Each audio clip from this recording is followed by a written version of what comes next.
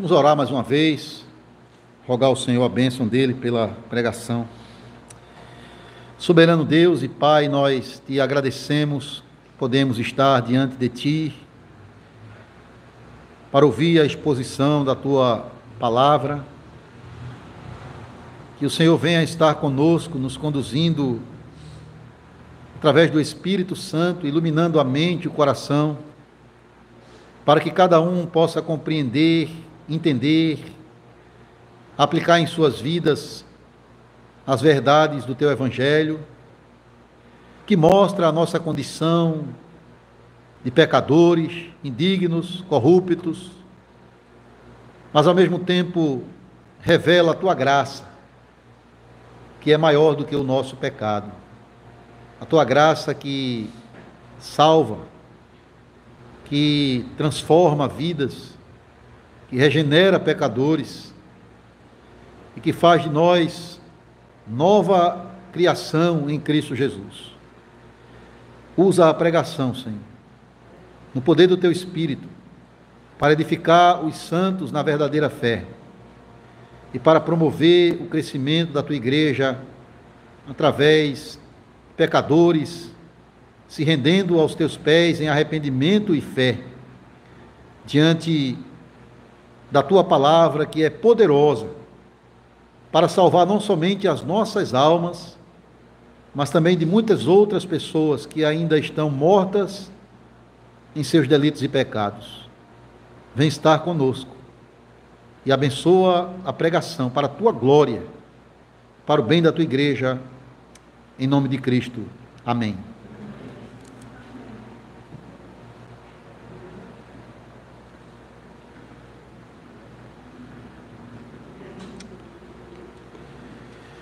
Amada igreja do nosso Senhor Jesus Cristo, todos nós herdamos de nossos primeiros pais, Adão e Eva, uma natureza totalmente corrompida.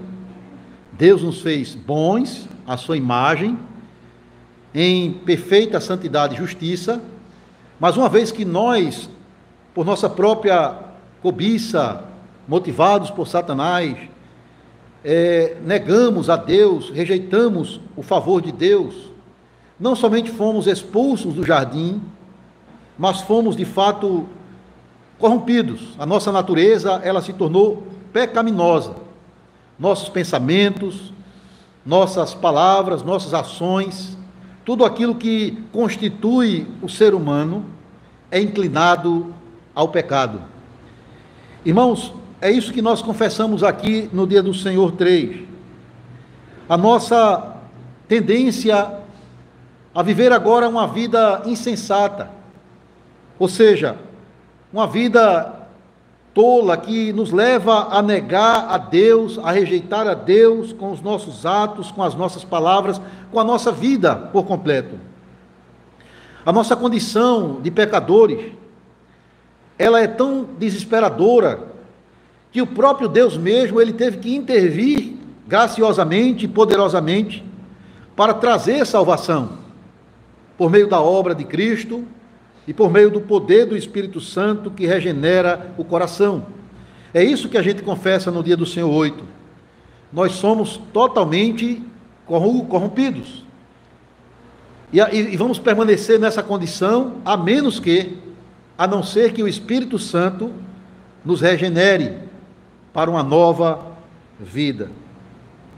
É somente assim, irmãos, que nós podemos abandonar a nossa insensatez, a nossa tolice, de mesmo reconhecendo a Deus, negá-lo, rejeitá-lo, afastar-se dele.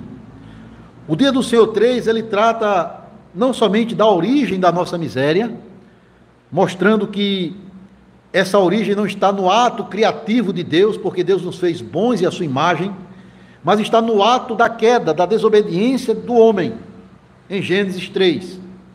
Mas também o Dia do Senhor 3, ele fala aqui não só da origem do pecado, mas também da profundidade da nossa miséria.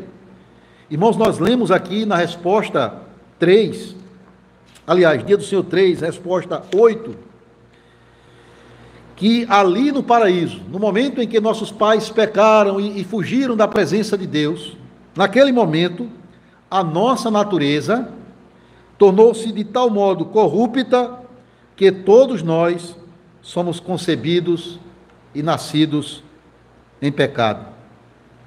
Esse é o testemunho da Escritura. A gente poderia citar diversas passagens, mas algumas são clássicas para evidenciar a condição do homem de pecador. O próprio Gênesis 3 é o relato histórico da nossa queda. Nós temos em Gênesis 6, versículo 5, Deus dizendo que vai mandar um dilúvio, destruir os habitantes da terra nos dias de Noé, por causa da maldade do homem, da violência, da sua imoralidade que crescia a cada dia mais. E nós podemos ver Salmo 14, o Salmo 51, que é um testemunho da condição do homem de pecado, um testemunho pessoal de Davi. E Romanos 3, irmãos, que é também uma passagem do Novo Testamento que expressa a nossa condição pecaminosa.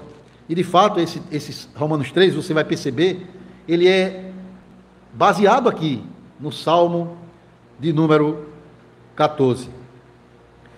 Veja que Davi, ele tinha consciência, convicção da miséria do homem. Ele cria na doutrina da depravação total, que muitos não creem, muitos não acreditam, negam isso, dizem que há no homem ainda resquícios de bondade, que o homem por si mesmo pode se achegar a Deus.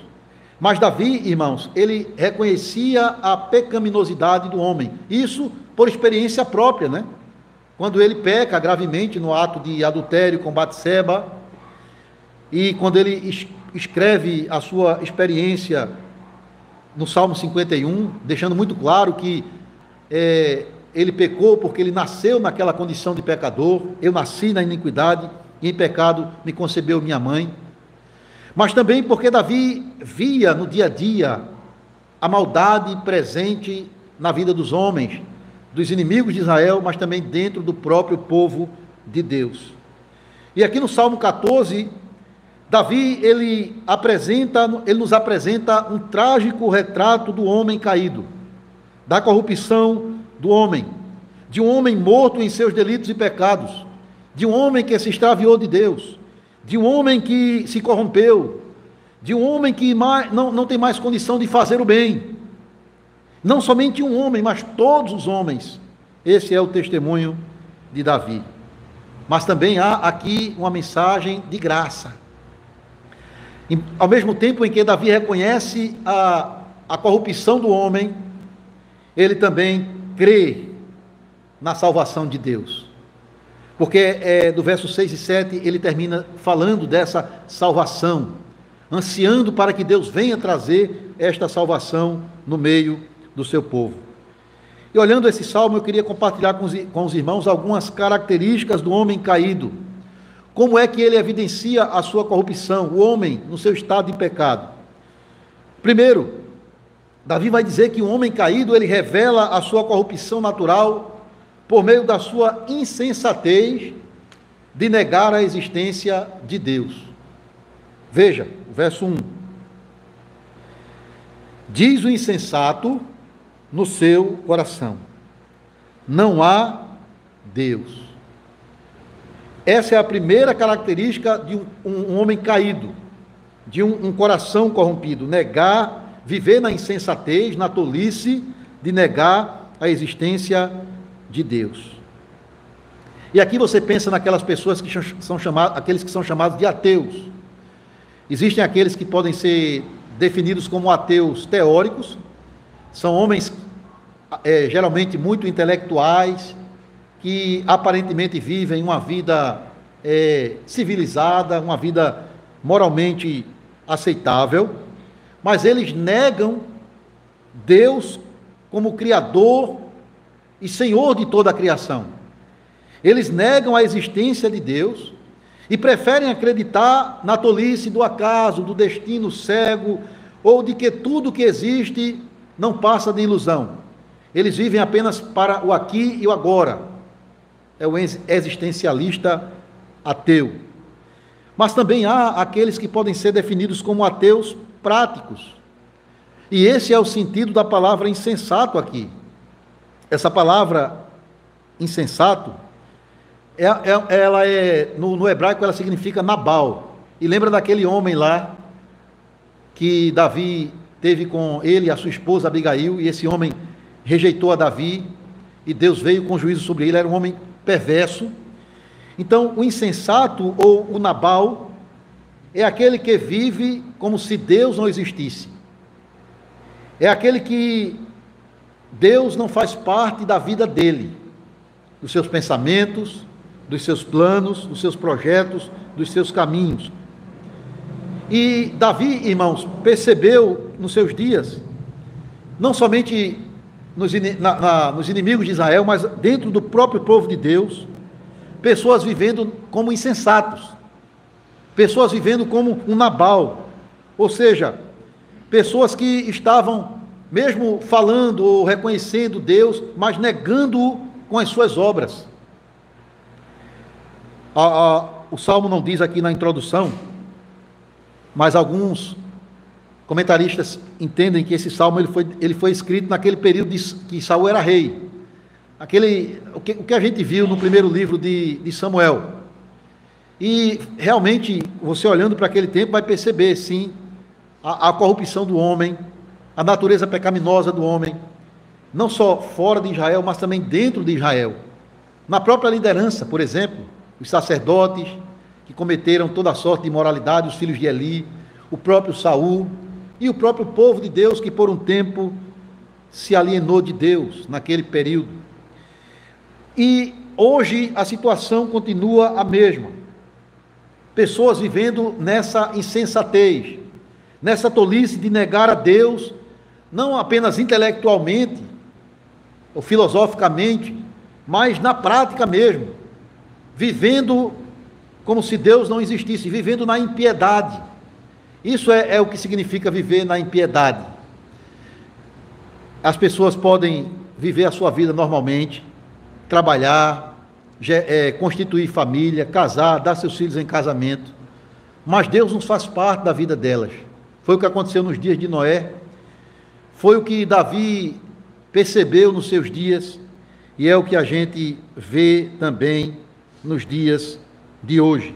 Pessoas vivendo independentes de Deus, não o buscando em suas necessidades, nem tampouco se orientando pelos conselhos da sua palavra. E o Salmo mostra isso, irmãos. O Salmo vai falar no versículo 4, que essas pessoas não invocam o Senhor, finalzinho do verso 4. No verso 6, que elas desprezam o conselho dos justos, dos humildes, daqueles que realmente, pela graça, foram regenerados pelo poder de Deus.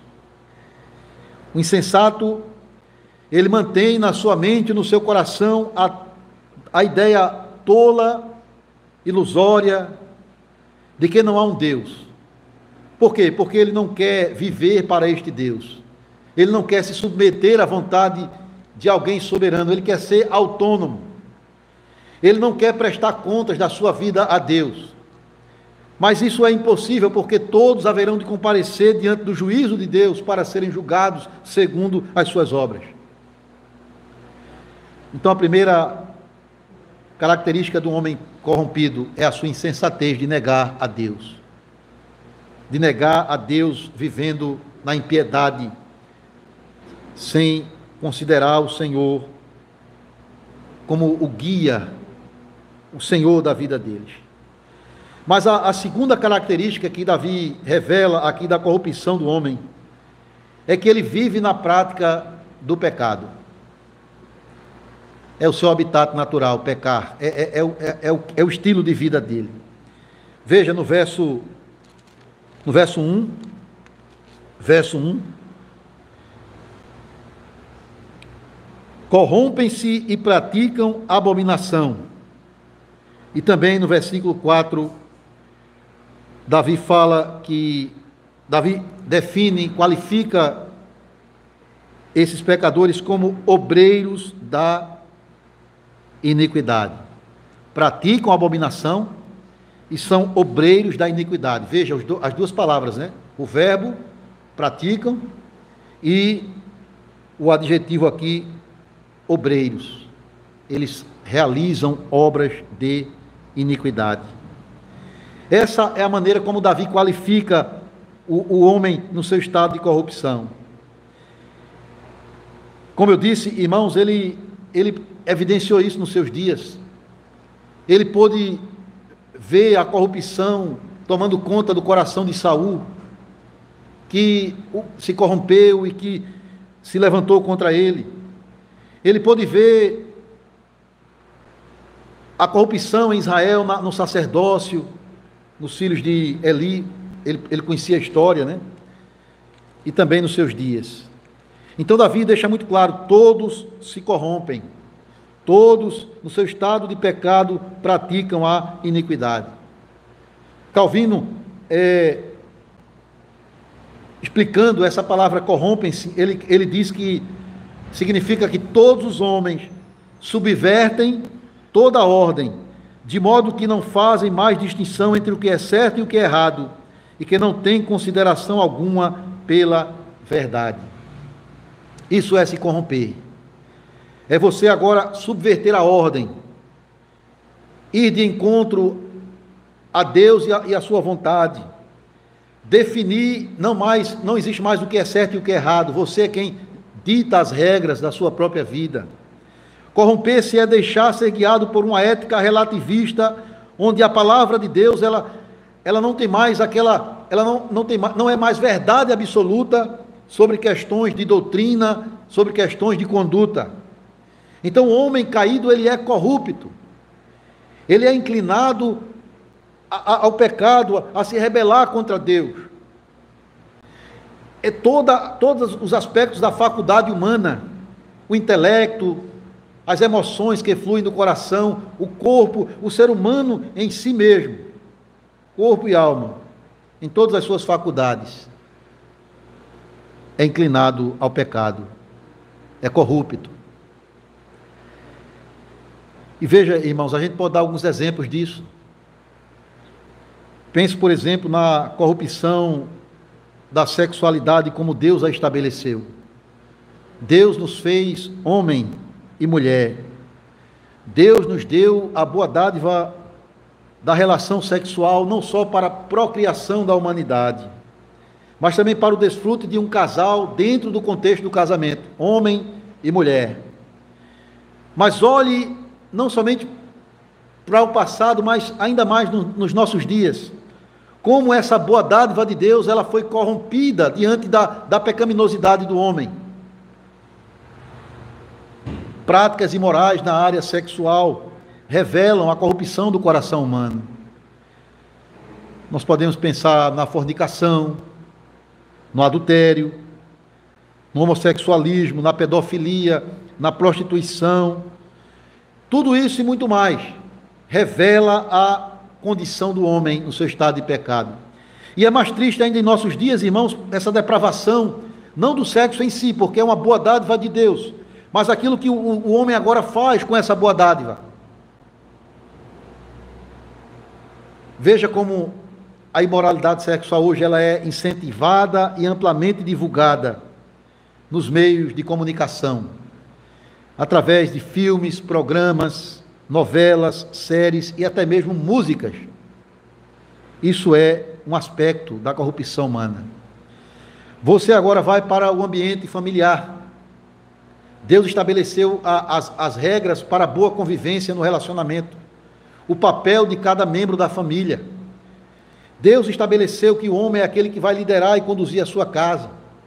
Deus estabeleceu que a mulher, ela foi feita para auxiliar o homem como sua esposa, em submissão, em respeito ao seu marido.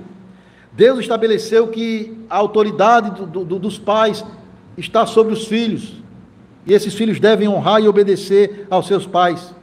Mas notem como depois de Gênesis 3 para cá, todos esses papéis são invertidos, são desprezados.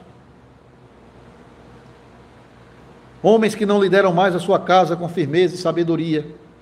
Mulheres que não dão mais o devido respeito e a submissão legítima ao seu marido, filhos que desonram e desobedecem a seus pais, casamentos sendo construídos não com base no amor sacrificial de se dar um pelo outro, mas em interesses egoístas e carnais. O aumento de divórcios na sociedade e até mesmo dentro do contexto cristão, tudo isso revela, irmãos, a corrupção do coração humano. E você pode ir citando outros exemplos. Pense na questão da educação. Estou falando aqui no sistema educacional, de um modo geral. Você vai perceber em muitas escolas e universidades a negação da palavra de Deus. Nem pode citar a Bíblia mais.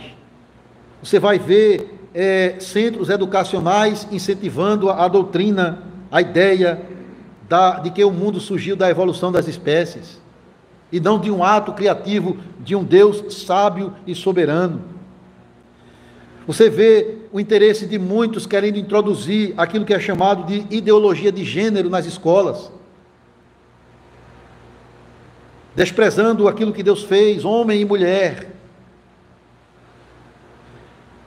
Você vê filosofias humanistas como o secularismo e o relativismo presente, e não mais os princípios cristãos derivados da Bíblia, que glorifica a Deus como Criador e Senhor. É isso que prevalece, e por isso que a gente tem que ficar muito atento quando nossos filhos, ainda pequenos e adolescentes, estão em colégios públicos ou particulares e universidades de um modo geral. Nós devemos sempre estar supervisionando, conversando com eles, porque a corrupção do homem se manifesta nesses contextos. Você pode falar aqui também, dentro da igreja, a corrupção do Evangelho, a boa dádiva do Evangelho. O Evangelho em si não é corrompido. O Evangelho é a boa nova da redenção, é aquilo que Paulo tinha prazer de fazer aquela viagem a Roma e depois à Espanha para pregar esse Evangelho. Mas o que é que muitos têm feito, irmãos, com a palavra de Deus, com a boa dádiva da palavra de Deus? Muitos têm mercadejado a Escritura.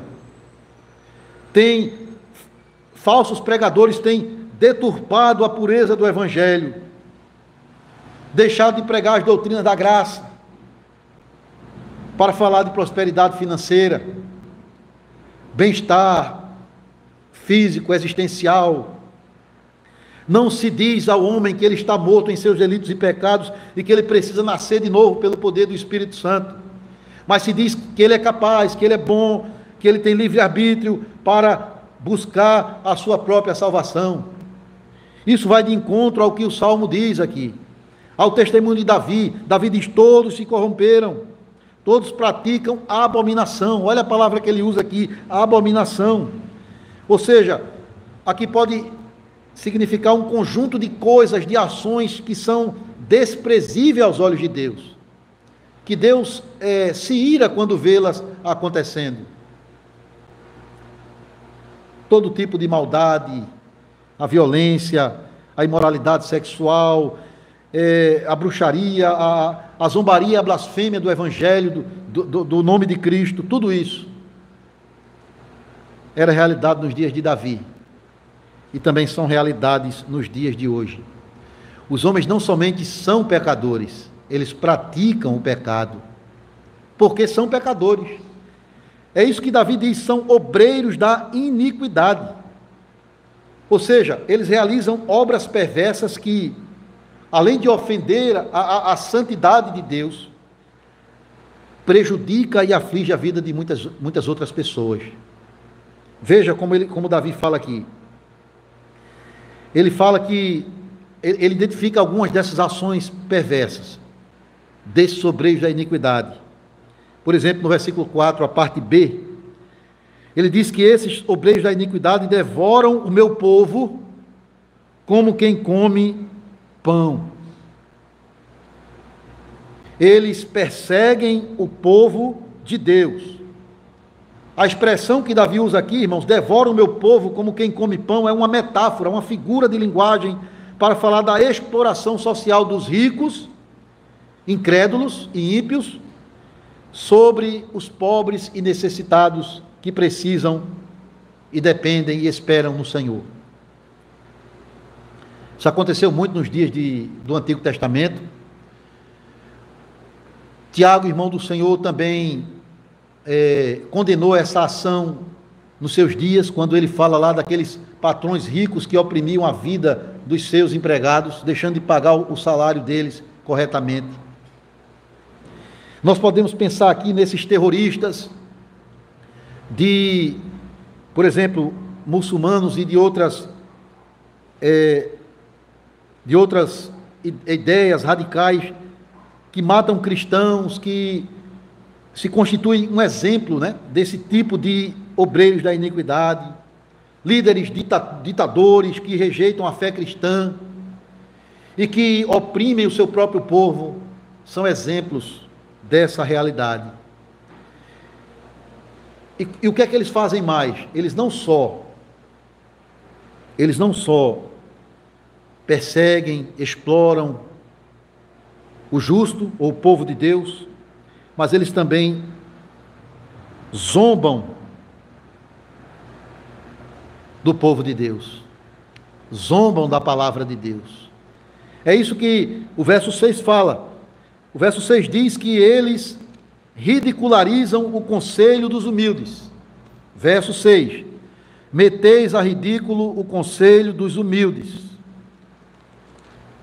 E o conselho dos humildes? Os humildes são aqueles que se voltam para Deus em arrependimento e fé. São aqueles que já passaram por aquela obra de redenção. E eles se submetem pela graça à palavra do Senhor. Mas o ímpio, ele ridiculariza, zomba, despreza os bons conselhos dos justos. Ou seja, em outras palavras, eles zombam da palavra de Deus. São aqueles escarnecedores lá do Salmo 1. Eles não aceitam a repreensão do justo, mas desprezam. E se nós, irmãos, de alguma forma experimentamos isso, às vezes você vai levar uma palavra de correção para alguém da sua família que ainda não se converteu, e eles vêm zombar de você ou da sua fé.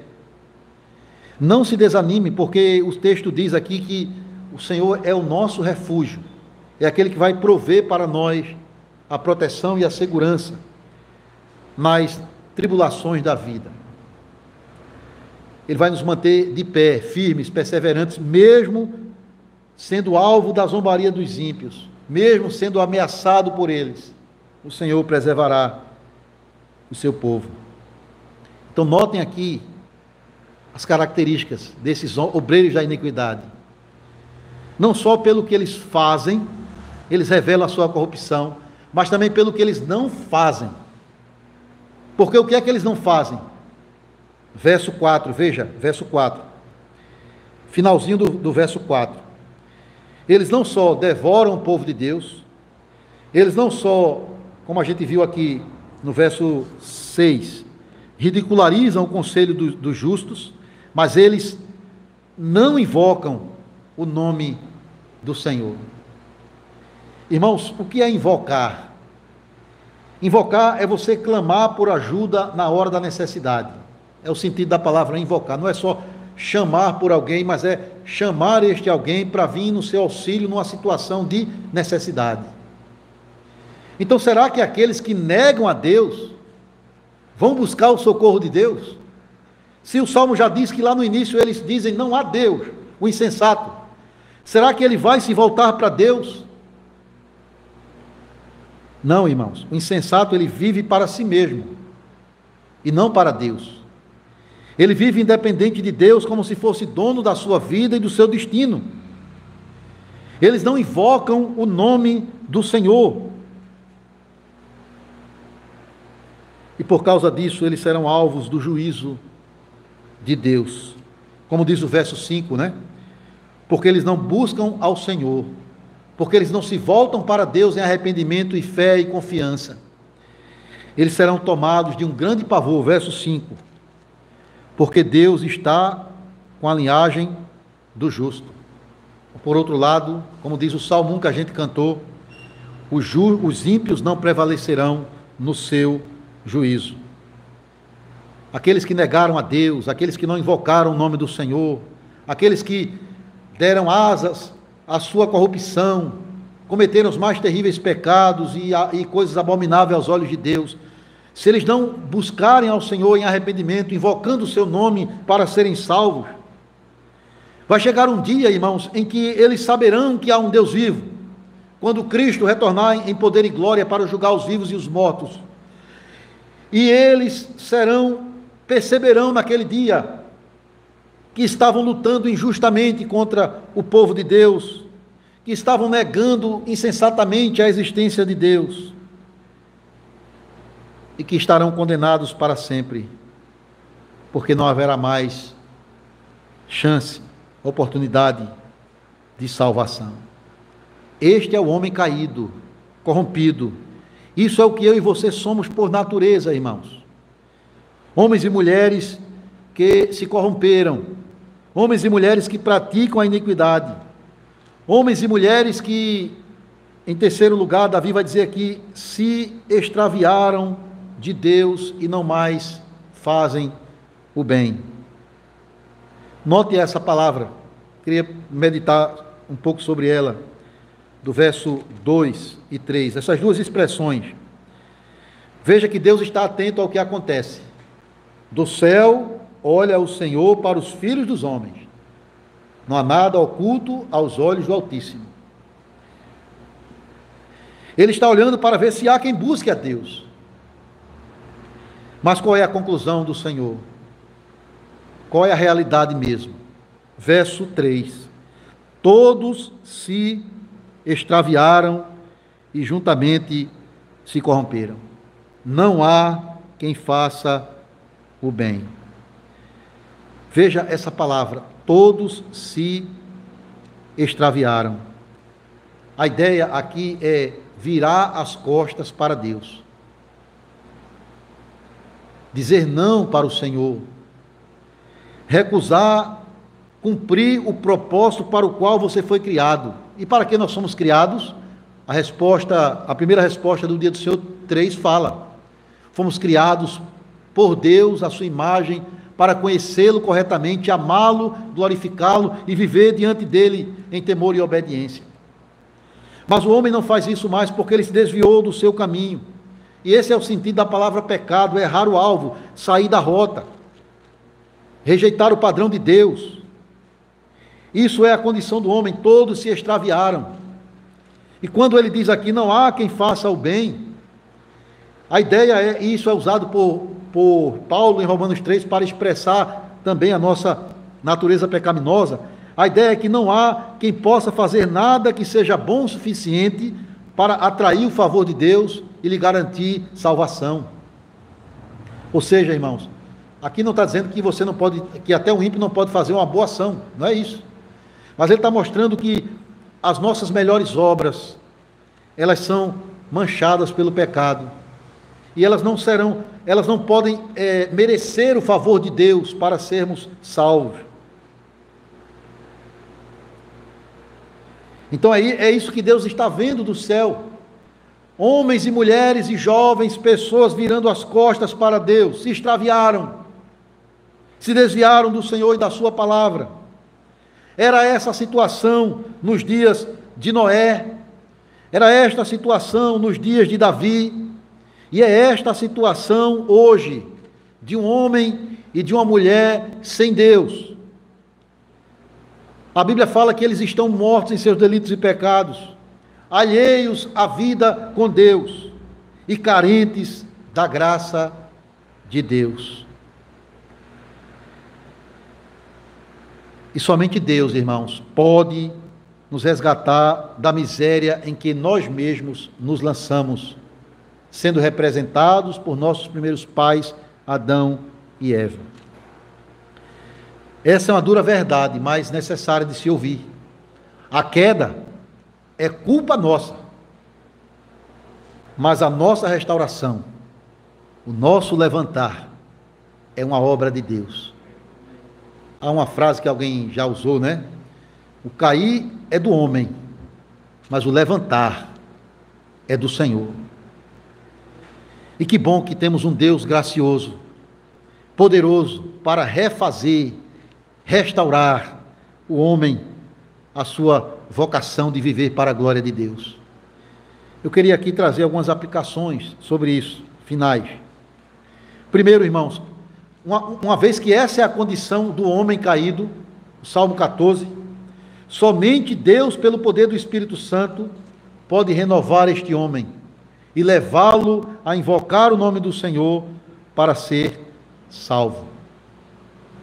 Nossa queda foi tão trágica que nós não somente fomos afastados da presença de Deus, do jardim, mas nos tornamos culpados, corrompidos, inclinados ao pecado.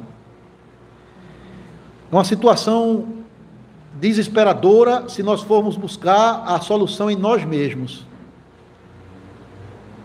Mas a Bíblia fala, irmãos, que há uma saída. Deus é poderoso para renovar o nosso coração e nos fazer nascer de novo. É isso o Evangelho do dia do seu 3, quando ele diz na resposta 8, né? Resposta 8. Olha só, irmãos. Mas somos tão corrompidos que não somos capazes de fazer bem algum, inclinados a todo mal? Uma pergunta séria. A resposta é sim, somos assim. Mas veja esse a menos que, a não ser que sejamos gerados novamente pelo Espírito do nosso Deus.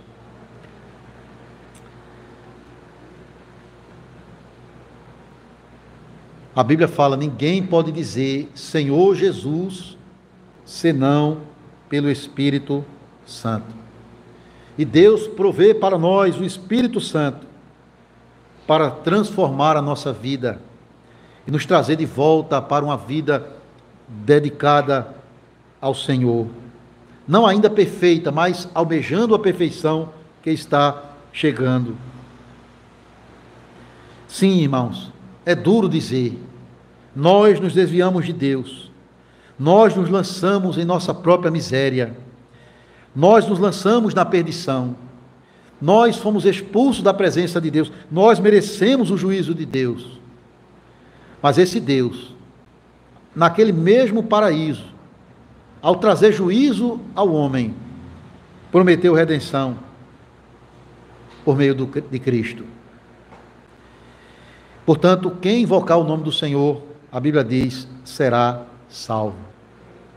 Mas só invocamos a Deus se o Espírito operar poderosamente em nós.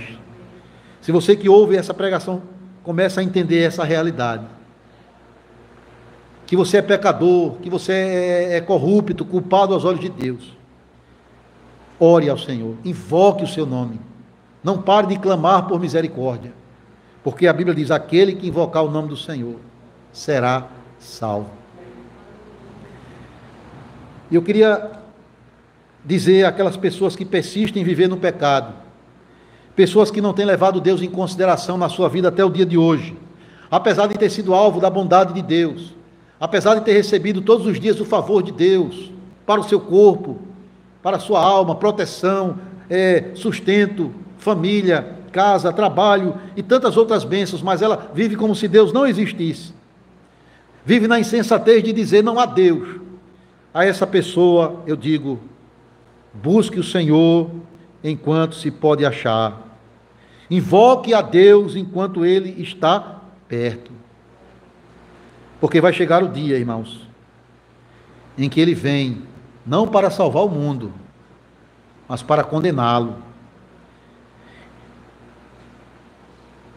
Aqueles que são obreiros da iniquidade, se persistirem nestas ações perversas, enfrentarão um Deus irado. E a Bíblia diz, não existe coisa pior do que cair nas mãos do Deus vivo. Não importa se você se corrompeu, praticou coisas abomináveis aos olhos de Deus, foi um obreiro ou uma obreira da iniquidade. Não importa se você, talvez em algum momento, ridicularizou o conselho dos ímpios, dos justos, perseguiu a igreja, zombou do evangelho, praticou toda sorte de corrupção, de pecado. Se você hoje mesmo buscar a Deus com arrependimento e fé, Ele pode fazer a boa obra de salvação na sua vida. A Bíblia dá tantos testemunhos, tantos exemplos encorajadores para nós.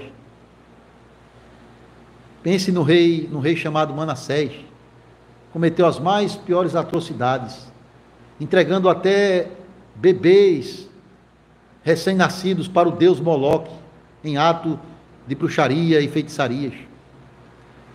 Pense em Nabucodonosor, rei perverso, orgulhoso, arrogante, que escravizou o povo de Deus. Pense em Zaqueu, publicano, que amava as suas riquezas e oprimia o pobre. Pense em Paulo, que perseguia a igreja, afligia os crentes, e tantos outros homens e mulheres, que apesar das mais terríveis atrocidades que cometeram, a Bíblia diz, voltaram-se para Deus e acharam graça, perdão e salvação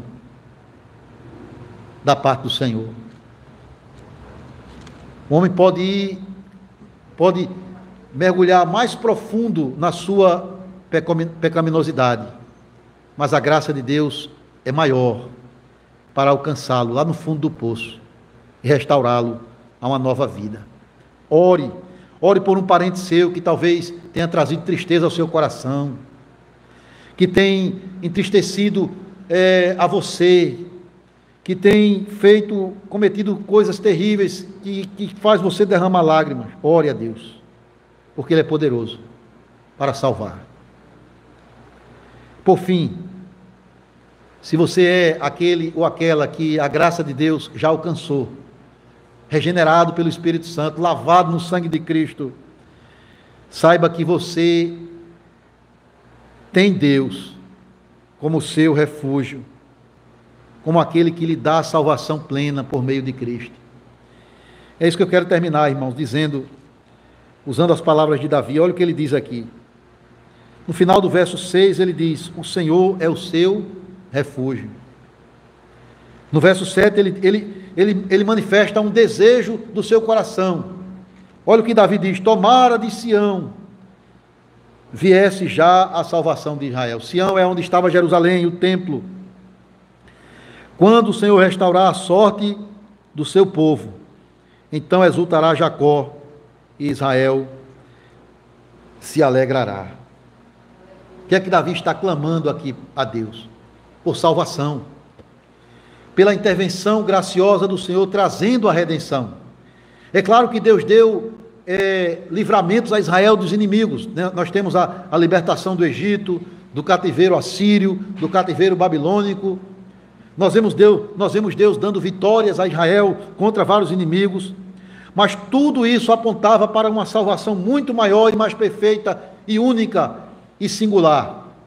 A salvação que viria através do Messias, daquele que nasceria dali de Israel, daquele que viria de Sião, para trazer a redenção do pecado, para libertar pecadores da culpa com o seu sangue e do poder do pecado pela obra do seu Espírito, dando a eles um novo coração. Cristo já veio, irmãos. Cristo já restaurou a nossa sorte, mudou não somente o nosso destino, né, do inferno para o céu, mas também o nosso coração, um coração não mais voltado à iniquidade, mas voltado para servir ao Senhor, adorar a Deus e se regozijar nele. Então Davi disse: se você desfruta e experimenta essa salvação, então a sua reação a isso, é regozijo, é exultação. Israel se alegrará, e Jacó exultará no Senhor pela sua salvação. Que Deus tenha misericórdia de nós, irmãos, e nos dê essa alegria, apesar daquilo que nós somos por natureza, apesar de ouvir essa verdade dura, dolorosa, nós podemos contemplar a graça e o poder do Senhor em renovar a nossa vida, em ser o refúgio do justo, no sentido de nos dar a proteção e a segurança na salvação que Ele mesmo providenciou para cada um de nós. Que Deus nos abençoe e aplique a sua boa palavra no nosso coração. Amém. Amém.